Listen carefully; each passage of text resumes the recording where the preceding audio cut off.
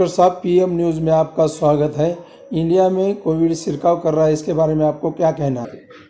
Covid के cases yes पिछले 2-3 हफ्ते में यहाँ पे कुछ नंबर ऑफ केसेस बढ़ते जा रहे हैं या कुछ केसेस की मात्रा मिली है और अधिकतर केसेस में वो एक इंसिडेंटल फाइंडिंग के रूप में मिले हैं। जैसे केईएम हॉस्पिटल में 2 पेशेंट जो जिनकी डेथ हो गई थी, उनके बाद चेक किया तो मालूम पड़ा कि उनके अंदर भी कोविड भी था, वायरस इन्फेक्शन, जबकि उनकी डेथ होने का कारण अलग था। एक को नेफ्रोटिक सिंड्रोम था जो यंग बच्चा है और दूसरे को कैंसर की बीमारी थी जो एंड स्टेज का था। इस तरह से कुछ केसेस आ रहे हैं, अननेसेसरी पैनिक की सिचुएशन फैल रही है। मेरा ये कहना है कि इसमें घबराने की बात नहीं है।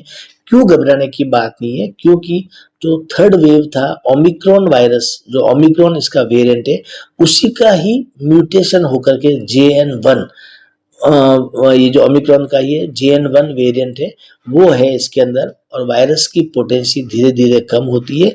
इसकी भी पोटेंसी बहुत ही कम है। जो नॉर्मल वायरल इन्फेक्शन में गला खराब होना, नाक से पानी आना, बुखार होना, हेडेक होना जो होता है, सेम ये चीज भी इसके अंदर है।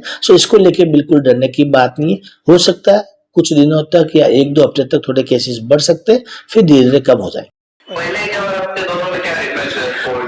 पहले के जो थे और अभी वाले में कोई फर्क नहीं, वो भी कोविड था, ये भी कोविड है। उसी का जो एक वेरिएंट कह सकते हैं, जो थर्ड वेव थी ओमिक्रॉन वायरस, उसी का ये एक म्यूटेशन हुआ है, वो वाला पार्ट है JN1।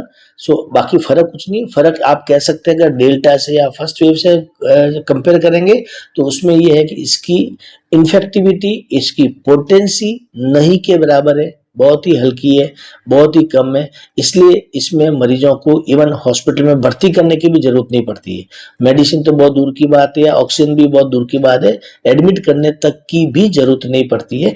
OPD बेसिस पे हम मेडिसिन देते हैं, नॉर्मल जो वायरल पेशेंट में देते हैं, और उसमें मरीज ठीक हो जाता है।